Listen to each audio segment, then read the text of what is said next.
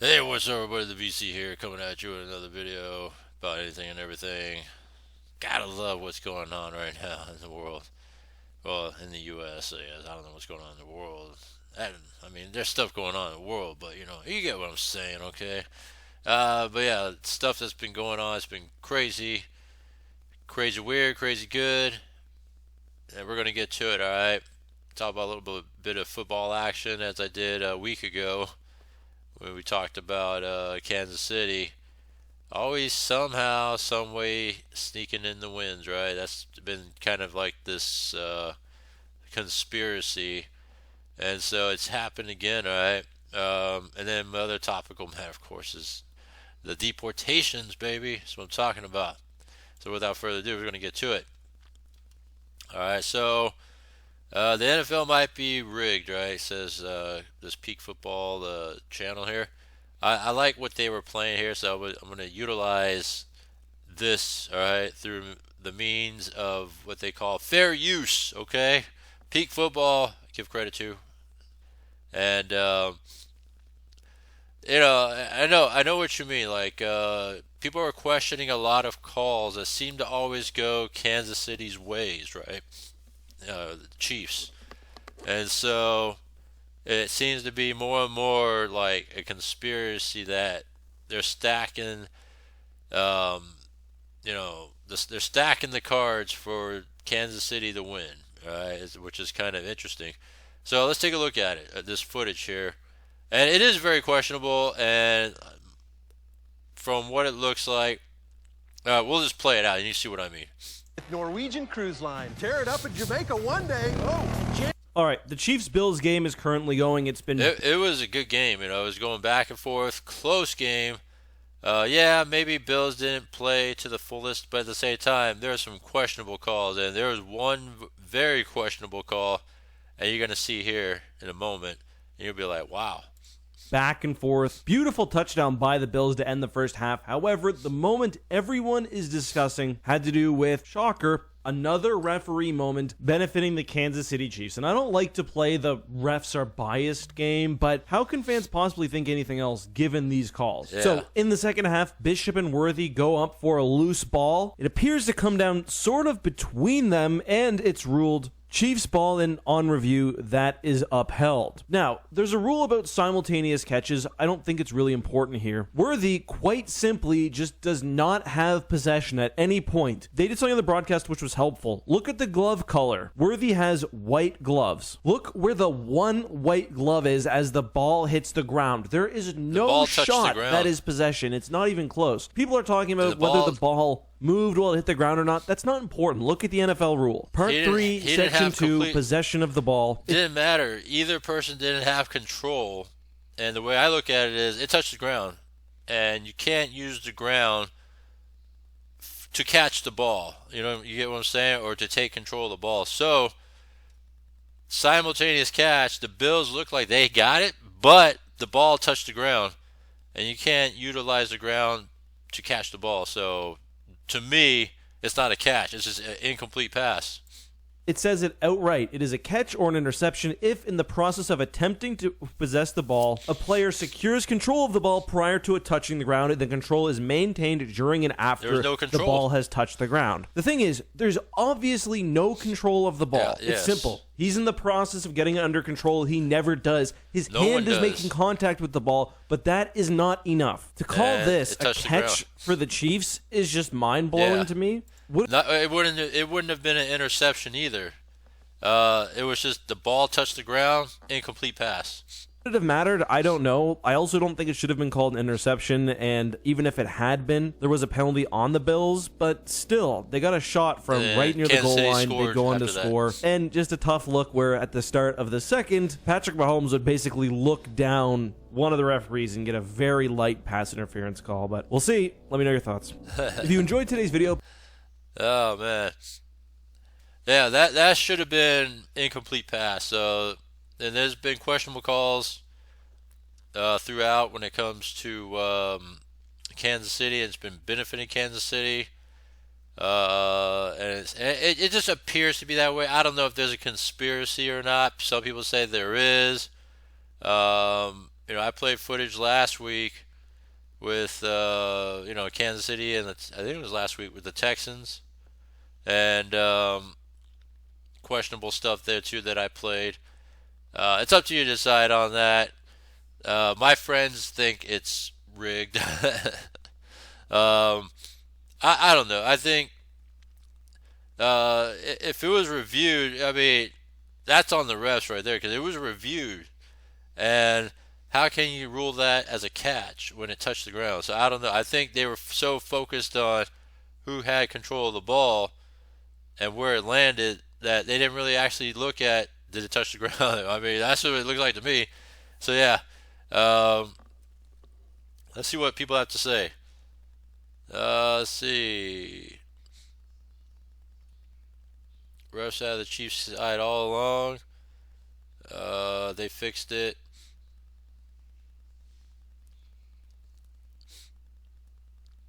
Yeah, there was another questionable call, like on a 4th and 1 or something like that, but I don't know.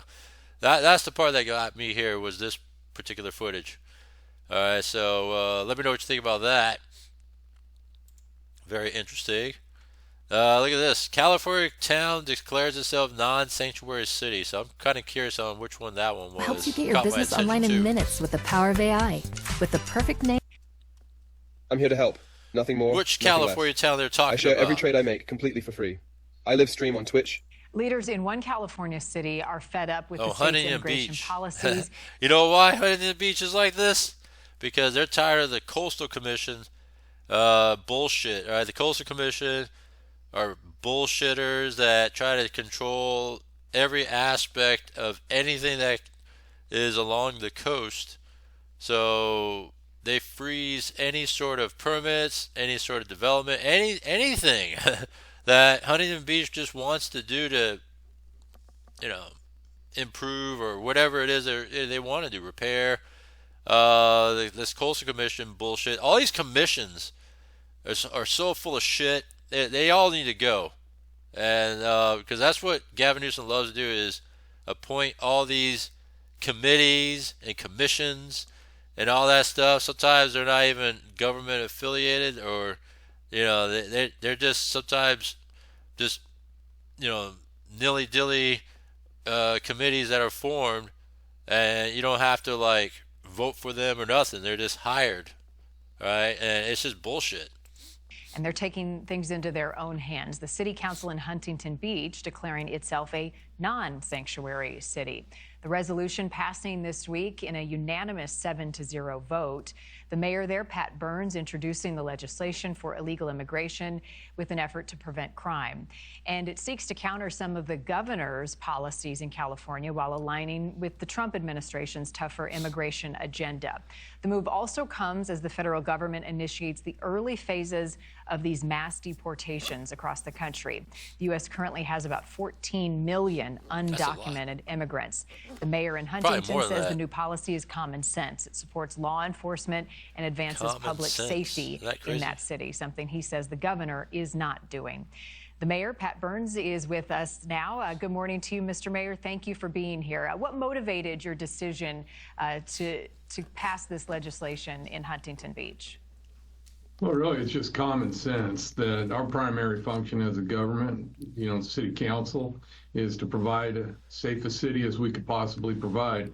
And if we get some of those tools removed, especially by Gavin Newsom, who I don't believe has really public service in his intent in enforcing or trying to impose restrictions on us using different law enforcement agencies to help us keep our city safe.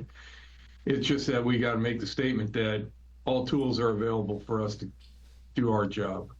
And in the immediacy of this decision, what have you seen changed and what response have you been seeing?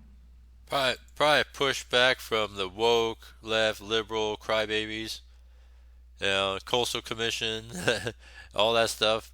Probably pushback from those, idiots crying, and of course the government itself, Gavin Newsom in Sacramento, probably. Well, I don't anticipate it changing a lot of things in Huntington Beach. Huntington Beach is pretty cool city, and we don't have that much crime, I'd say, but we got to have those tools ready should the occasion stay ahead of the game. occurs. See, that's common sense. Stay ahead, right? Don't. He's being proactive, is what it is, and not being reactive, which California typically does, is just be reactive on everything. Law enforcement to have all tools available, and we've all sworn allegiance to not only the state. So if you want to work in law enforcement, or if you're just existing police officer, this is where you go right here, because they're proactive. Go here. Constitution, but primarily the U.S. Constitution to uphold all laws, and I don't believe Constitution we should be or restricted in any way from using and working in conjunction with our federal law enforcement partners. I was a policeman for 30 years, and I had all kinds of occasions to use and work with other agencies of different levels, from, like I say, school police, postal inspectors, all the way up to FBI, DOJ, and we need that working relationship. And sometimes you need the help, sometimes they need the help. And it's all in an effort to keep our society and our communities as safe as possible. And I don't see any. There's no good common sense reason not to have those resources available. And what has been like, who wouldn't want public safety and threats from illegals, right? Plus, they're taking our resources that we need. Strain on resources with illegal immigrants in your community? What have you seen over the last few years?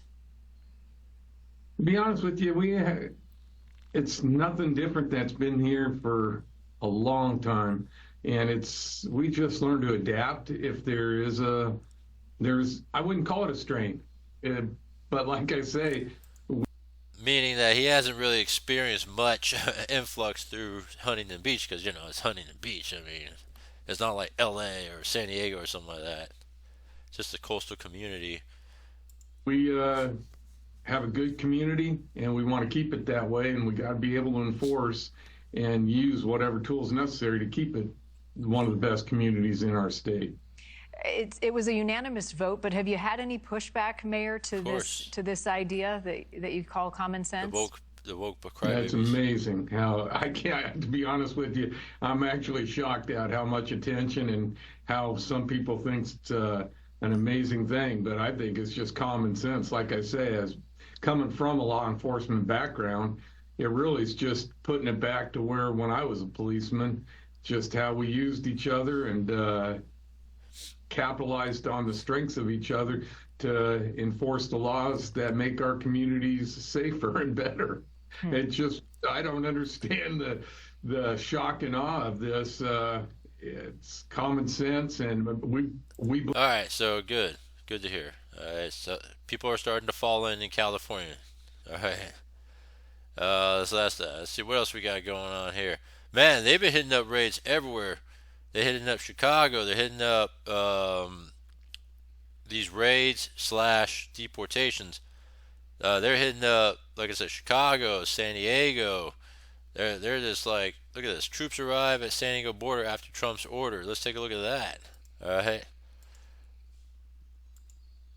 Hundreds of National Guard members and military troops arriving at the Imperial Beach Border Patrol Station today. It comes after President Donald Trump ordered to send troops to the U.S.-Mexico border earlier this week. ABC 10 News reporter Laura Acevedo breaks down what this means as the president lays out his new plan on immigration.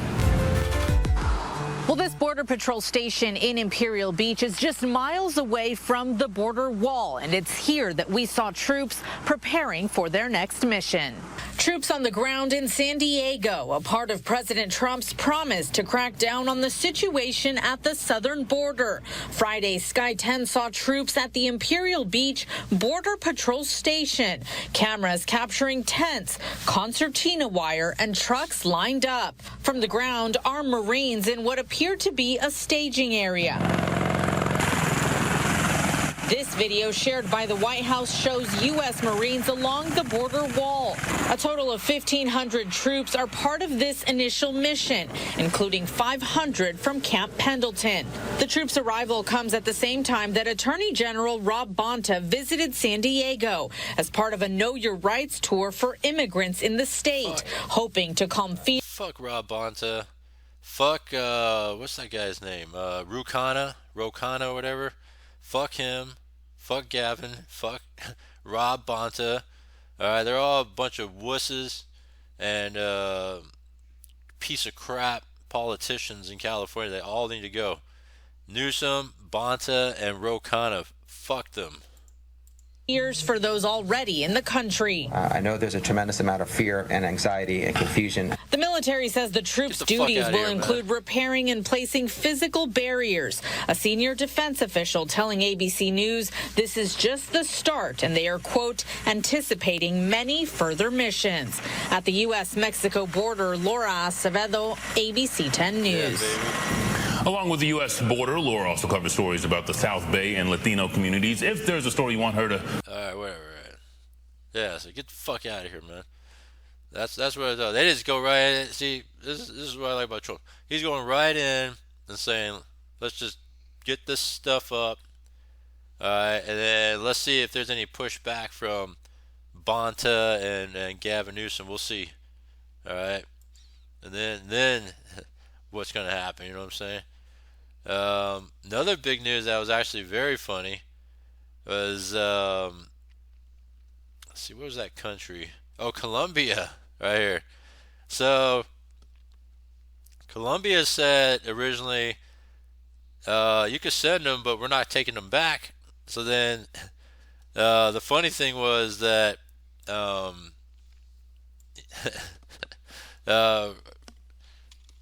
Trump puts out an executive order right away, says, all right, you want to play the game? All right.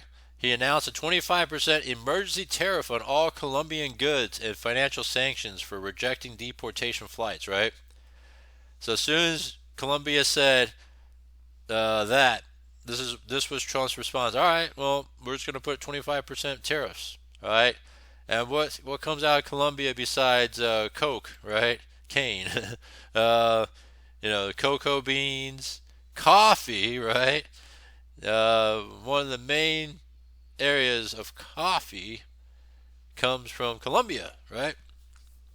And so when news of that came back to Colombia ends up saying, okay, we'll take them. We'll take them back, all right? And let's take a look at this right here. It's actually very funny. Tired of endless leak code problems and unstructured learning? AlgoMonster is different. We don't... Developing this morning, a temporary pause in the public back and forth between President Donald Trump and Colombia's president over migrant deportations. An overnight agreement now stops a potential trade war between the two countries. Meanwhile, President Trump is shifting his focus back to domestic issues, attending the House GOP retreat at his Florida club. CBS News correspondent Jared Hill has more. President Donald Trump, back in Florida for the first time since moving back into the White House, is preparing to host Republican House members for meetings at his Doral resort today. The focus, domestic policy, as an international showdown seems to have cooled. Overnight, the White House said the U.S. and Colombia had reached a trade war-ending agreement over deportations. Over the weekend, Colombia's President Gustavo Petro refused to accept U.S. military deportation flights, saying the U.S. cannot treat Colombian migrants as criminals. President Trump threatened a travel ban on top Colombian officials and 25% tariffs on Colombian exports, which would have doubled after a week. Petro initially stood his ground, announcing his own tariffs on U.S. goods, writing, "Your blockade does not scare me." I would have said, don't threaten me with a good time, buddy. Go ahead, do your shit. We'll do ours too. And we'll drop those Colombians maybe next door, all right? And they're not coming back. We'll ban them from ever coming back from any Colombians coming in the country. Don't bust me up.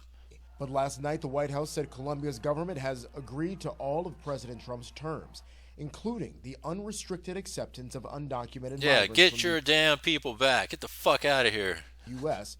without limitation or delay. This as the Trump administration ramps up deportations nationwide. We are going to enforce immigration law. We're going to protect the American people. Vice President J.D. Vance defended Trump's efforts on CBS News Face the Nation, including the president's executive action allowing agents to make arrests in churches and schools. Yeah, I mean, just because they're there doesn't mean that, oh, it's hands off. I mean, if they're illegal, they're illegal. I desperately hope it has a chilling effect on illegal immigrants coming into our country. According to ICE, hundreds of migrants have been arrested over the past few days, including nearly 1,000 on Sunday alone. Jared Hill. Good shit. Yeah, baby. I found that funny. All right, hey, don't bust me up with a good time. All right, I'll do all these sanctions. Don't bust me up, man. That's what I would have said, and bam, look at that. Man, they changed the tune quick. And it's funny because they were critical of Trump's tariffs, right? All the people crying about Trump's tariffs. And you know how it's an interesting tool called leverage, right? It's leverage. You leverage your way, and if it doesn't work the way, because we really don't need Colombia, right? A lot of people need us, U.S., right? Because we're one of the most important countries in the world. So it's just a matter of just taking your own people back. We're not trying to tell you to do all some bullshit stuff. It's just take your own people back. That's all it is. Then you're telling me you can't take your own people back? All right. Then don't bust me up with a good time. We'll just go ahead and we'll tariff everything. And make sure we ban anybody from that country from ever coming in. Love it. IT painkiller, remote monitoring and management, remote access, help desk and ticketing. Sure. Thanks, guys. Well, the crackdown is coming into focus under President Trump's direction. ICE is racking up thousands of arrests, and this as we enter week 2 of Trump 2.0. Good morning. I'm Dana Perino. Look at that. Look at the map real quick. San Jose, Los Angeles, Denver, Chicago, Houston, Austin, San Antonio, Miami, Atlanta, and Newark, New Jersey there. Week 2 of Trump 2.0. San Jose is Good morning. my neck I'm Dana of the Perino. woods. Bill is off today. Good morning, Sandra. It's great to be with you, Dana. Thanks for having me. I'm Sandra Smith. This is America's Newsroom. It was a busy weekend for sure for ICE, the agency arresting nearly 300 illegal immigrants on Saturday alone and nearly 1,000 on Sunday. ICE also lodging nearly 800 detainers, which means there is probable cause to deport. And according to Border Czar Tom Homan, this is only the beginning. Yes, but you're going to see the numbers steadily increase, the number of arrests nationwide as we open up the aperture. Right now it's concentrating public safety threats, national security threats. That's a smaller population. So we're going to do this on priority base, as President Trump's promised, but as that aperture opens, there'll be more arrests nationwide. And we are getting a look at how these deportations are being carried out. You can see agents loading criminal migrants onto a military plane there, the flight bound for their country of origin. One South American leader tried to turn away those flights, but he quickly reversed that policy after a fierce response from President Trump. We have more on that as we go to Peter Doocy. He's live at the White House for us. What a weekend it was, Peter. And Sandra, this weekend, for a few hours at least, the Colombian president was really dug in against President Trump, and he was explaining in public why Colombia was not going to accept 2 U.S. military planes full of Colombians who had entered the United States illegally. The president said at one point, the U.S. cannot treat Colombian migrants as criminals. I deny the entry of American planes carrying Colombian migrants into our territory. The United States must establish a protocol for the dignified treatment of migrants before we receive them. But then came a 25% tariff threat that would rise to 50% after a week, and suddenly 180 degrees different. Part of the news statement said this. Oh, was it? Fuck you, the buddy. president provides a presidential plane for the dignified return of his fellow citizens and will lead efforts at the Extraordinary Assembly of CELAC. Caroline Leavitt, the new press secretary, said in part the fully drafted IEEPA tariffs and sanctions will be held in reserve and not signed unless Colombia fails to honor this agreement. The visa sanctions issued by the State Department and enhanced inspections from Customs and Border Protection will remain in effect until the first plane load of Colombian deportees is successfully returned. The new president wants to deport people back to their countries of origin. These tariff threats are a way to try to keep that process moving, and that's not going to stop. If you have a person who is convicted of a violent crime, whether they're an illegal immigrant or a non-illegal immigrant, you have to go and get that person to protect the public safety. That's not unique to immigration. President Trump wakes up at Trump Doral in Miami today. Later on, a couple hours from now, he is going to huddle with House Republicans there to try to figure out what exactly they can and cannot stuff into this, what they call a big, beautiful spending bill. Sandra. No slowing down in sight. Peter Doocy live at the White House for us. Peter, thank you. Dana? Let's bring in former acting ICE Director Jonathan Fahey. Want to show everybody the cover of the New York Post this morning. New tariff in town, which, of course, they're 100 for 100 when it comes to great headlines. But that was quite an amazing thing yesterday, to have the Colombian president try to defy President Trump and then basically cave so badly that he was offering his own plane. Yeah, it was pretty amazing. It just really shows we have new leadership in town. And I think these countries are going to realize they're going to break out into two categories. One is going to be countries that cooperate, and the other one is going to be countries that wish they did, because he's going to make it so painful for them that it's not going to be worth it for them. So hopefully most of them will fall in the former category and cooperate, because it's not worth it for them, and there's no reason for them not to be taking their citizens back. But it really just shows a stark contrast between the new leadership and the previous leadership, which seemed to view weakness as somehow virtuous for America and always putting America last. These are people in most cases that are criminals that need to be removed from our country, and these countries should accept them back, and I think they're going to. And this was a great day for the Trump administration as far as not only for these particular migrants, but overall deterrence for people that will be coming in, and those that are here, they're going to want to fight any sort of deportation efforts. And the Colombian president might just serve as an example to others, right? So not taking your people back, it's not going to be an option. So that, I think, sets the stage. I just want to show you here, I'm not going to read them all out to everybody, but look on your screen, because these are the number of arrests and actions that have been taken in terms of this action in just week one. And it's quite extraordinary how many people are actually out there and who they can find. Based on your experience... Oh, man, there's going to be a ton more. How were they able to do this so quickly? Did they already know where these people were that they wanted to go and get them? Yes, and this really also just shows what the Biden administration hasn't been doing, because a lot of these people are sitting in local jails. So the people they say lodge detainers on, those are people in jail that the previous administration just didn't even bother to lodge detainers on. And a lot of these other people, they know exactly where they are, and they have known that. That's the only reason they were able to get them. But I think a lot of the things this administration is doing, one of the things Stephen Miller talked about, I think on Friday on Fox, was about how they're creating task forces with local law enforcement and all the federal agencies to go after the illegal migrants. It's cool to see that everybody's on the same page with this stuff here. It's only the politicians that aren't, But they look like they're slowly falling in line, like Eric Adams. And we'll see if Brandon Johnson bends the knee. We'll see if others bend the knee or not. Or they're going to stand strong and stand their ground. And they'll be like, man, screw you guys, man. We'll crush them. We will throw them in jail, man. And I hope politicians get locked up. Migrants and criminals, and this is really more than a force multiplier, because this is something the federal government routinely does with drug traffickers, gangs, human traffickers, and you get the experience of the local law enforcement in terms of locating people with the federal expertise. Taking some heat for how they are being described as going after folks. Watch Martha Raddatz and Tom Homan this weekend. How many MS-13 members are the age of 14 to 17? Many of them.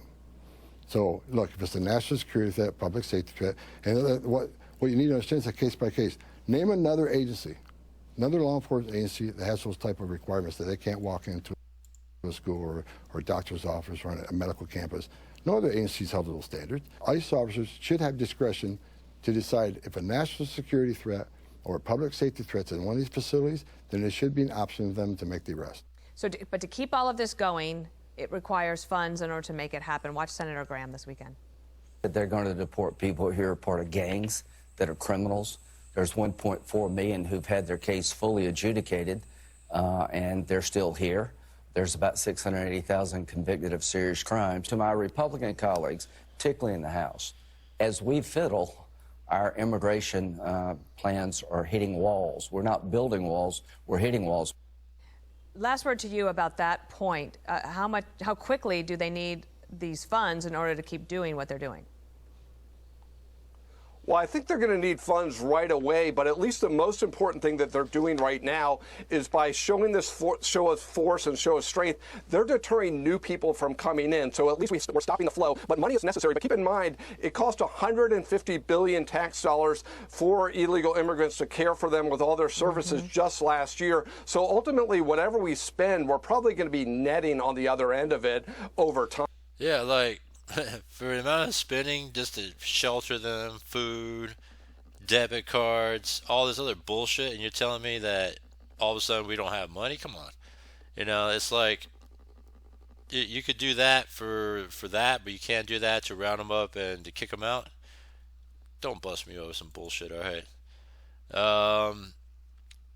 Let me see here. One last point here I saw. Look at that. Southern border wall construction progress.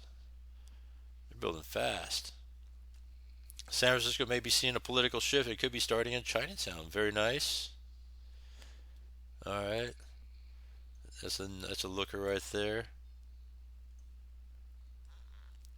Another looker right there. Looker right there. Some people like her. I don't personally care. That Chicago resident praises Trump's ICE raids targeting criminal migrants. Chicago, baby. And this dumb bitch right here that Holman was being interviewed by. Marketers think they can do it all. And as a marketer myself, I know my limitation. Popular pays enable. Country illegally. You violated a crime under Title 8, United States Code 1325. It's a crime. So if you're in the country illegally, you got a problem. And that's why I'm hoping those who are in the country illegally who have not been ordered removed by the federal judge should leave. A firm message there from Border Czar Tom Homan on one of the Sunday talk shows over the weekend, throwing down the gauntlet. He was in Chicago over the weekend. It doesn't show that reporter, Martha, whatever she is. That dumb bitch was trying to make it downplay the gang members in Denver as, oh, it's just isolated to one apartment complex, you know, like no big deal.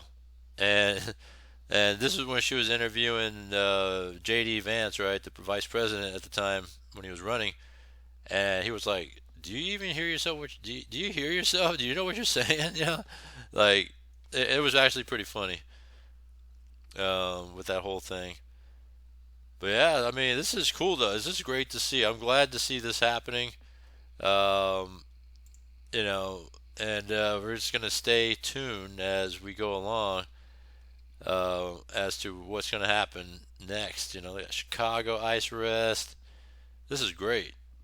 Hey, this is great. You want to see a quick spoof from Valuetainment? Let's do it right here. Governor Newsom, wildfires have destroyed millions of acres of the state, displaced countless amounts of family. Do you take responsibility for any of this, and is there anything more you think you could have done? Not really. I think these fires were very devastating. I think the full scope. If you guys remember this, here, let me play this for you guys, because I have it up still, surprisingly, I think. Or maybe I don't. It was a... Oh, here we go. This interview here. Thank you so much for doing this. Thank you. We'll play a little bit of this so you can see the context of this raging right now. Do you have the resources to combat all these fires at this hour? Yeah, we got 14,000 people working the line right now. We doubled the National Guard. We have 1,680 out there helping on the logistics side. I was just with folks from Mexico, 73 folks. They'll be relieving some of our hand crews. We've got 9 states that are now providing under this EMAC system support. So we've got the resources, but we have more important, we have the winds that have changed, and that allows us to be more resourceful. With He sounds like he smokes a pack of Marlboros a day, right? existing resources, particularly the aerial resources. What's the mission of the National Guard here in Southern California? Combination of factors. We have the rattlesnake teams that are doing the line and working with the hand crews. We have other logistics packages happening. And we saw our first MAFs, which are these folks that are doing retardant, which are military planes, and the Guards leading that operation. So it's a combination of all those factors. So you see the hand gestures, gyrations. 600 plus, just focusing on looting and making sure there's law and order on the streets. Well, there goes, may as well acknowledge it, there goes another one of your choppers. How many aircraft do you have deployed right now? There are as many as the traffic control can handle. Aircraft resources are not an issue. We've got fixed wing up today.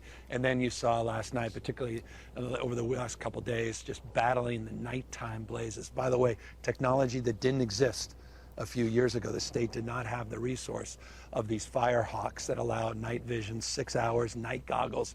These guys laid down the lines in the Palisade, almost 500 million gallons to try to hold the line there on the ridge so it didn't come down. Just the cost there. But it's in the focus in the theater. Weeks 3 getting their applications addressing the issue of fraud. All right, so you see all that, right? So let's take a look at this spoof. You know, why not, right? Here it is. Play it right here again. From Valuetainment. Governor Newsom, wildfires have destroyed millions of acres of the state, displaced countless amounts of family. Do you take responsibility for any of this, and is there anything more you think you could have done? Not really. I think these fires were very devastating. I think the full scope of what actually has happened, we're not there yet. Okay, these people's houses are just destroyed. People are suffering, people are sad, but we're Californians. We're gonna push through, and where we're going, the vision is 10 times bigger than anybody else can even imagine. Former President Trump has recently criticized your leadership, saying that you failed California. What's your response to him, and what does the future of California look like? To be honest with you, I try to block that rhetoric, because the words that come out of his mouth, all the words out of his lips, they don't mean anything to me. He needs to use these more, because the future of California is bright. It's so bright. When you really try to look at it, I mean, really, really look at how bright it is, you're going to need shades to live in California 24 hours a day. Critics are saying that you're all hand gestures and no action. What's your response to that? I think people are wrong. Okay, they need to wake up. I speak with passion. I speak with fire, no pun intended. And I feel if I use my hands a lot, people won't be focused on the lies that are coming out of my mouth, because I lie a lot. So I want to distract them with my hands. Interesting. Wait. What? Where'd my gum go? To be honest with you, I have no idea. Would you look at that? You know what? This gum is just like California. It's sticky, it's resilient, and it'll bounce back. You're a scumbag. Yeah. Thank you. That was pretty nasty there, but yeah, that's a very good rendition of what happened there. So and then you know what? Then I'll end it with this, because it's in my neck of the woods, San Jose, baby. $0 Grubhub delivery fees with Prime. Eligible orders only. Terms and additional fees apply. Now at 10, ICE agents carry out targeted operations in the Bay Area. We have reaction from city leaders and residents who are now left on edge. Get the fuck out of here. Now, live from the Bay Let's hear what the city leaders have to say. Are they going to cry about it? Thank you for joining us on KRON 4 News at 10. I'm Stephanie Rothman. President Trump's plans of mass deportations are underway as ICE agents report at least 1,400 arrests across the country, with many more expected to come. Tonight, we're learning new details about targeted operations in the Bay Area. San Jose Mayor Matt Mahan's office told KRON 4 ICE agents were in the city today. Mahan says he hopes ICE is targeting criminals and not law-abiding citizens. Tonight, we'll hear from those. They're still all illegal anyway, so it doesn't matter. Those directly affected, the legal challenges are now emerging, and how it all plays a part in the national immigration debate. While no arrests of undocumented people were confirmed out of San Jose, the migrant community there says they're scared of future enforcement. KRON 4's Jacques Mohammed has the story. This is the Target parking lot in Eastside San Jose, where local organizations tell us they spotted several ICE agents loading up one of their trucks. They tell us it's the first time in many years they've seen immigration officials in this part of San Jose, which does have a large number of migrant families. So once the agents confirmed that they were not San Jose police, I asked, "Are you ICE?" and they nodded. Socorro Montano works with the Rapid Response Hotline of Santa Clara County, and since President Trump took office last week, her office has gotten hundreds of calls, mostly rumors, but on Sunday, it was the real thing. Immigration officers in Eastside San Jose. This video taken at the Target parking lot off Story and King. It's only been a week, but this is the first time we've had verified, confirmed. Target, let's see, Story and King. Oh yeah, there's definitely a lot of I'll just say Hispanic or Latinos there. Yeah, definitely a lot. That's a very concentrated area of San Jose that has this population. So for sure, you'll definitely probably, I don't know how many would be in that mix, but yeah, for sure. In that area, that's definitely a big population there. Activity in our county. ICE officials did not reply to KRON 4's request for comment, so we heavily don't know populated if they arrested Hispanic anyone. Latinos. But Montano says she thinks it was targeting just 1 or 2 people. After they were heading back to their car, somebody exited the house, and they said, "Is that him?" And they said no. And San Jose Mayor Matt Mahan says San Jose police were aware that ICE was in town and sent a statement to KRON 4 News saying, in part, "I sincerely hope that ICE remains focused on enforcement actions related to violent and serious criminals harming our city, not neighbors who are contributing and law-abiding members of our community." If they are still illegal, I guess illegal. President Trump saying we're going after the criminals first, then we'll see where we go from there. At least in the Bay Area, the San Francisco raid, now here in South Bay, what I'm hearing is that there are people of interest who are in one of those categories I mentioned, either deportation orders. That's immigration attorney Gabriel Espinoza Ramos. He says while criminals may be the target, the migrant community at large has every right to be on edge. Unfortunately, government agents sometimes do not follow protocol. And in those processes, that is when violations happen, where they try to get people to incriminate themselves. He says that's why ICE has been seen lately in big cities such as San Jose. And off Story and King at La Placita Tropicana, it was empty after ICE enforcement made their way. Business owners here say the migrant community is vital to their business, and Montano says in recent years, Colombian and Venezuelans have made Eastside San Jose their home. I think there's a real fear of detention. Hey, if you're legal, it's all good. That's all it is. It's all good if you're legal. I mean, if you did it the right way, you're good. I mean, what's so wrong with that? There's nothing wrong with that. But if you're illegal, you're illegal. Deportation, but there's also always that fear of family separation, right? Of one. Hey, you know what? You go home with families together, all right? There's no separation. You go home together. Parent being detained or deported and leaving their kids behind. No, it's none of that. You guys go home together. We want to make sure you're not separated, all right? But as the day continued, so did the businesses, like at La Mas Querida, celebrating culture and with family. Prideful of the migrant and first-generation families that make this neighborhood what it is. Latino community, it's always been strong, and then as you can hear, people are trying to have fun, whatever, going through any time, they just actually try to be happy with their loved ones. Here at Eastside San Jose, Jack Mulmut, KRON 4 News.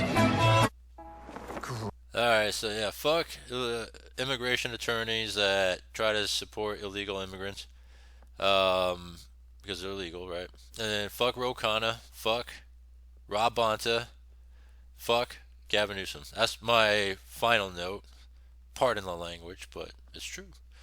So that's the latest on everything. Let me know what you think. Comment down below. Subscribe. I'm on Rumble, or I do a dual cast here. Rumble or YouTube. I post simultaneously, so either way, whatever's more convenient. More power, more love to you. And if you do that for me, then more power and more love to me too. Thank you. Comment down below, and I'll see you next one.